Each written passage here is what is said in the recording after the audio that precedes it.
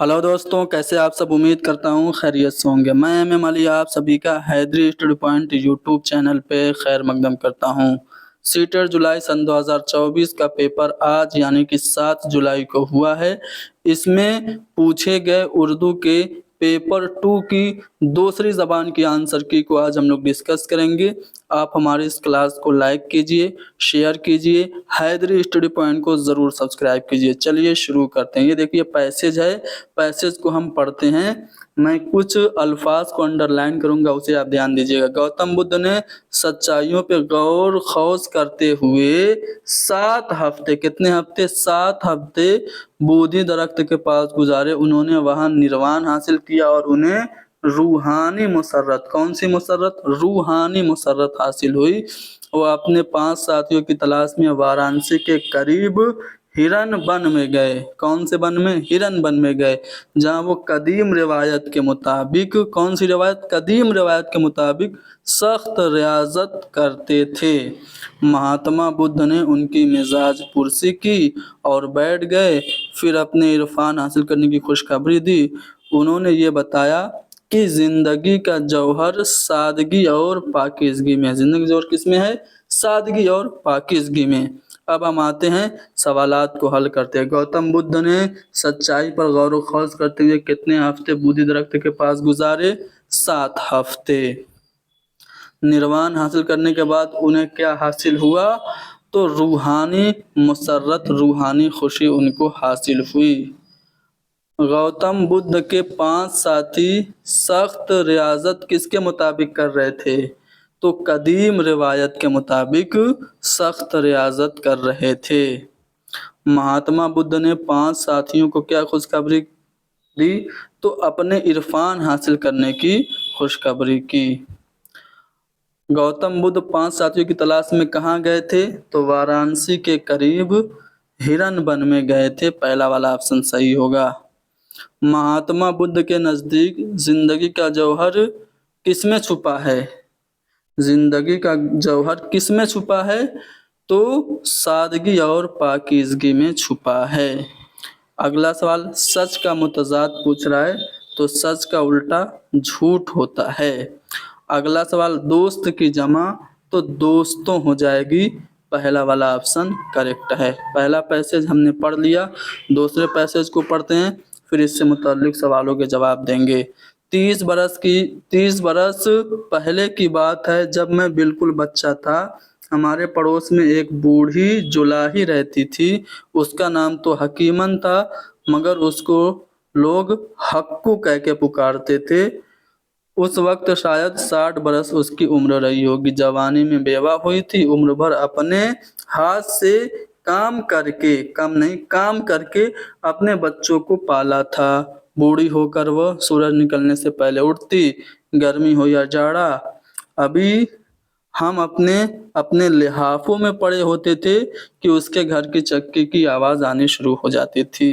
दिन भर वो झाड़ू देती, चरखा काटती, कपड़ा बुनती, खाना पकाती, अपने लड़के लड़कियों, पोते और नवासियों के कपड़े धोती। वो हंसमुख थी। कैसी थी? हंसमुख थी। और उसकी काठी मजबूत थी। ये पैसेज था। अब इससे मुताल्लिक सवालात है। हकीमन ने किस वजह से अपने बच्चों को उम्र भर अपने हाथ से काम करके पाला था? तो क्योंकि वो जवानी में बेवा हो गई थी। ये पैसेज में लिखा है, क्योंकि वो जवानी में बेवा हो गई थी, इसलिए उसने अपने बच्चों को उम्र भर अपने हाथ से काम करके पाला था। हकीमन सुबह सवेरे उठकर क्या करती थी?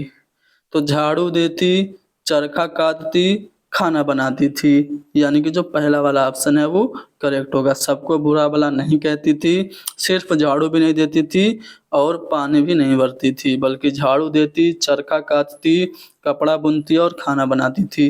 यानी कि पहला वाला ऑप्शन करेक्ट होगा। गरीब की जमा, देखिए गरीब की अरबी जमा गुरबा होती है, तो गुरबा ऑप्शन में, लेकिन उर्दू जमा गरीबों होती है। चूंकि उर्दू का पेपर है इसलिए हम गरीबों को सही मानेंगे। बाकी ऑफिशियल आंसर की में क्या सही माना जा रहा है उसका इंतजार कर लेंगे। अगला सवाल है कि हकीमन कैसे मिजाज की औरत थी? तो वो हंसमुख मिजाज की औरत थी। बूढ़ी औरत का नाम क्या था? तो हकीमन था।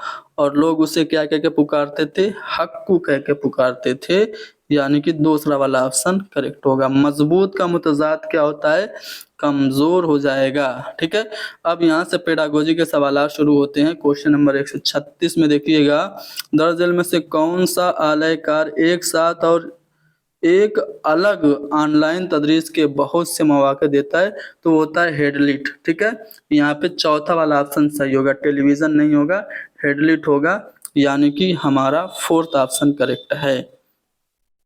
क्वेश्चन नंबर 137 देखेंगे, तश्कीली अंदाज़े कद्र के लिए कौन सा आलयकार मिसाली नहीं है। फॉर्मेटिव असेसमेंट में हम असाइनमेंट देते हैं, प्रोजेक्ट भी देते हैं, क्लास में प्रेजेंटेशन भी करते हैं, लेकिन पेन पेपर जो टेस्ट लेते हैं, कागज़ कलम टेस्ट, ये फॉर्मेटिव असेसमेंट में नहीं होता है, बल्कि समेटिव असेसमेंट योगात्मक मूल्यांकन में तकमीली जांच में होता है। इसलिए दूसरा वाला ऑप्शन हमारा निगेटिव होगा, जो कि हमारा जवाब हो जाएगा। ज़बान की तदरीस के लिए रोज़मर्रा की चीज़ों का इस्तेमाल, ये जो चीज़ें हम घर से लेके आके पेचकस, स्क्रू ड्राइवर, सिक्के वगैरह लेके आते हैं, इसको हम क्या कहते हैं, कई बार हमने क्लास में पढ़ा है, इसको रेलिया कहते हैं। हिंदुस्तान की तालीम में ज़बान की जो पॉलिसी है, 3 लैंग्वेज फार्मूला, वो किसको फ़रोग़ देती है, तो मादरी ज़बान पे मबनी कसीर लिसानियात, यानी कि मातृभाषा पे आधारित बहुभाषिकता, यानी multilingualism based on mother tongue पे ये जोर देती है, यानी कि पहले आप मादरी ज़बान पढ़ाओ और फिर मादरी ज़बान की मदद से मज़ीद ज़बानें बच्चों को पढ़ा दो। यही हमारी जो 3 लैंग्वेज फार्मूला है वो रिकमेंडेशन कर रही है, तो चौथा वाला ऑप्शन करेक्ट होगा। नीचे से ऊपर के अमल के बारे में कौन सा दुरुस्त नहीं है, तो देखिए, सुनने वाले को हर लफ्ज समझने की जरूरत है, ये दुरुस्त नहीं है, यानी 140 का चौथा वाला ऑप्शन करेक्ट होगा। यौम आलमी मादरी दिवस, यानी कि इंटरनेशनल मदर टंग जो डे है वो कब मनाया जाता है, तो 21 फरवरी को मनाया जाता है। एक रफीक कार जो आपका दोस्त भी है, आप उसे किस तरह का मेल लिखेंगे, तो दोस्तों को जो हम मेल लिखते हैं वो आम तौर से इनफॉर्मल लिखते हैं, यानी कि गैर रस्मी होना चाहिए। चलिए आगे बढ़ते हैं। क्वेश्चन नंबर 143, तलबा की आमोजिश और तफहीम की, देखिए यहाँ पे उर्दू में बहुत सारी मिस्टेक्स भी किया है इमले में, जिसकी वजह से सवालात गलत हुए हैं, तो उस पर चैलेंज करेंगे तब भी कोई फ़ायदा नहीं है, सीटेट अपनी बात मानता नहीं है। एक और जगह बहुत ज़्यादा बड़ी मिस्टेक है, जिसकी वजह से सवाल का पूरा पैटर्न ही चेंज हो गया। चलिए, तलबा की आमोजिश और तफहीम की ये तकसीम लिख दिया है। वजाहत के लिए पूरे तदरीसी आमोजी अमल में जो किया जाता है उसे हम डैश कहते हैं। कौन सा इवेल्युएशन होता है, कौन सा मूल्यांकन होता है, तो वो हमारा फॉर्मेटिव असेसमेंट होता है। फॉर्मेटिव असेसमेंट को हम असेसमेंट फॉर लर्निंग कहते हैं। अधिगम के लिए मूल्यांकन, यानी आमोजिश के लिए मूल्यांकन, जो पहला वाला ऑप्शन है वो करेक्ट होगा। क्वेश्चन नंबर नेक्स्ट, अगला सवाल में क्या पूछा जा रहा है कि दूसरी जबान के क्लास में उस्ताद सेहत ही दौलत है, हेल्थ इज वेल्थ, ये टॉपिक है। इस पर एक ऑडियो चला रही है, एक ऑडियो रिकॉर्ड चला रही है, फिर वो तलबा को पर्चे तकसीम कर रही है, या टीचर जो है वो कर रहा है, और सही मुतबादिल को मुंतखब कर उन पर सही का निशान लगाने के लिए कहता है। तो इस सबक का मकसद क्या है, तो कोई एक टॉपिक है, हेल्थ इज वेल्थ, सेहत ही दौलत है, इस टॉपिक पे एक ऑडियो चल रहा है और बच्चे उसको सुन रहे हैं, फिर उससे रिलेटेड चीज़ें क्या कर रहे हैं, पर्चे पे लिख रहे हैं और फिर सही बात को चूज कर रहे हैं। तो वो क्या कर रहे हैं, तज्जिए के लिए ख्यालात को सुन रहे हैं, एनालिसिस के लिए। तीसरा वाला ऑप्शन करेक्ट होगा। ज़बान की आमोजिश में होने वाली गलतियों के बारे में कौन दुरुस्त नहीं है, देखिए, गलतियां ज़बान की आमोजिश अमल में मुखिल होती हैं, ये बात बिल्कुल गलत है। गलतियां आमोजिश में माविन होती हैं, मददगार होती हैं, तदरीसी आमोजी अमल का हिस्सा होती हैं, और गलतियां दूसरी ज़बान के अमल में, इक्तिसाबी अमल में मददगार भी होती हैं। तो ये तीनों तो पॉइंट सही हैं, पॉजिटिव हैं, लेकिन हमसे नेगेटिव पूछ रहा है, और यही पहला वाला बयान नेगेटिव होगा कि गलतियां आमोजिश में मुखिल होती हैं, इंटरफेयर करती हैं, ये बात नेगेटिव है, यानी हमारा जवाब पहला वाला ऑप्शन होगा। ज़बान की तालीम में तख्लीकियत क्या है, क्लासरूम के आज़ाद जवाबी काम, यानी जो क्रिएटिविटी होती है उसमें ओपन एंडेड क्वेश्चंस या ओपन एंडेड कोई एक्टिविटी कराई जाती है। तो क्लासरूम के आज़ाद जवाबी यानी ओपन एंडेड काम में जब मुख्तलिफ ताबीर तशरीह और जवाबात की इजाज़त होती है तो क्लासरूम में तालीम में क्रिएटिविटी आती है, सृजनात्मकता आती है, तख्लीकियत आती है। तो पहला वाला ऑप्शन करेक्ट होगा। आमोज़गारों का ज़बान से साबका पढ़ना और गलतियाँ इस बात का सबूत है कि आमोजिश हो रही है। यह बयान कौन तायद कर रहा है? तो ये वकूफ़ियत पसंद जो नज़रिया है, जो कॉग्निटिव है, जो हमारा संज्ञानात्मक नज़रिया है, उसमें ये बात है कि अगर बच्चे लैंग्वेज से साबका कर रहे हैं तो गलतियां होंगी, और गलतियां अगर हो रही हैं इसका मतलब आमोजिश भी हो रही है। तो गलतियां इस बात का सबूत है कि आमोजिश हो रही है। ये नज़रिया वकूफ़ियत पसंद का है। देखिए, लर्निंग डिसऑर्डर से क्वेश्चन आ गया है, कई बार हमने कराया था। डिसलेक्सिया पढ़ने का नुक्स है, पढ़ने में दिक्कत या परेशानी को डिसलेक्सिया कहते हैं, सही बात है। डिसग्राफिया लिखने में दिक्कत है, तो अलिफ या बे, अलिफ और बे यही दोनों सही हो गए हैं। डिसग्राफिया पढ़ने का नहीं और डिसलेक्सिया लिखने का नहीं, बल्कि अलिफ और बे सही है। तो अलिफ और बे अगर आप देखेंगे, अलिफ और बे दोनों सही है, तीसरे वाले ऑप्शन में है, जो कि हमारा जवाब हो जाएगा। राबिया सरकारी स्कूल में टीचर है।